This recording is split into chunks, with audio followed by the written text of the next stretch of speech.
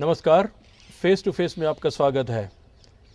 संतूर और भजन का मेल कैसा, यही थीम है आज हमारे फेस टू फेस का। और हम बात करने चले हैं संगीत सम्राट पंडित भजन सपोरी जी से। नमस्कार पंडित जी। नमस्कार हरि भाई। MA English, MA santoor, MA sitar जी और उसके बाद MA in music from Washington. जी। एक सूफियाना घराने को बिलोंग करते हुए and coming from a family जहाँ पे 7 जनरेशन से म्यूज़िक चला आ रहा है। जी 8 और मेरा बेटा 9। जी 8 जी जनरेशन से चला आ रहा है। जी हाँ।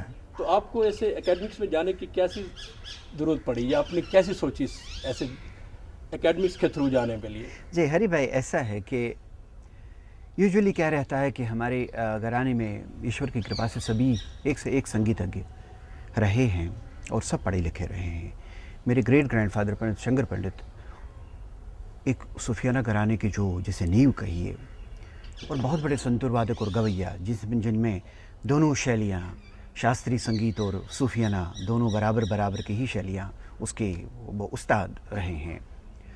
पढ़े लिखे इतने थे कि उनके ग्रंथ लिखे हुए हैं, संस्कृत रचनाएं हैं। तो एक परंपरा में जो जिसे कहिए कि पारंपरिक एक माहौल बनता है। और दूसरी बात ये थी कि मेरी मदर का साइड जो था वो म्यूजिशियंस नहीं रहे हैं।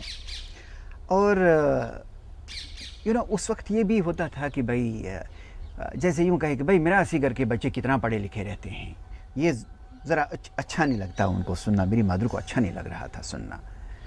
तो जाहिर है कि ब्रीफिंग ही ऐसी हो गई कि भाई बच्चा जो है कुछ करिश्मा करके दिखाए।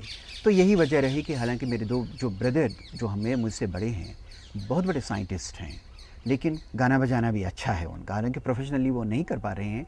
मेरे दूसरे जो ब्रदर हैं वो तबला बजाते हैं और मेरे साथ कॉन्सर्ट्स भी किए हुए हैं, अदरवाइज़ भी करते हैं। तो मैंने ये इस ढंग की जो तरबियत मिली, तो जिसमें कि एकेडमिक्स भी बहुत ही ईश्वर की कृपा से मैं उसमें भी बहुत अच्छा रहा हूँ।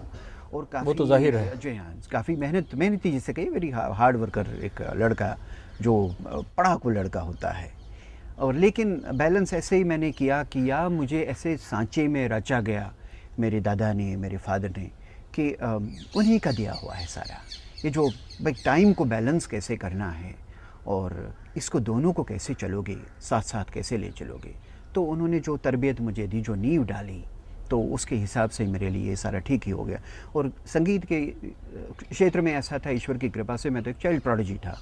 तो जिसकी वजह से मुझे जो परफॉर्मेंस थी वो उसी वक्त शुरू हो गई जो 4-5 साल की उम्र में ही जो एक बच्चा परफॉर्म करने लगा। तो उसमें फिर पढ़ाई का साथ इनफैक्ट म्यूज़िक और पढ़ाई बहुत ही अच्छा बैलेंस करके चलता है।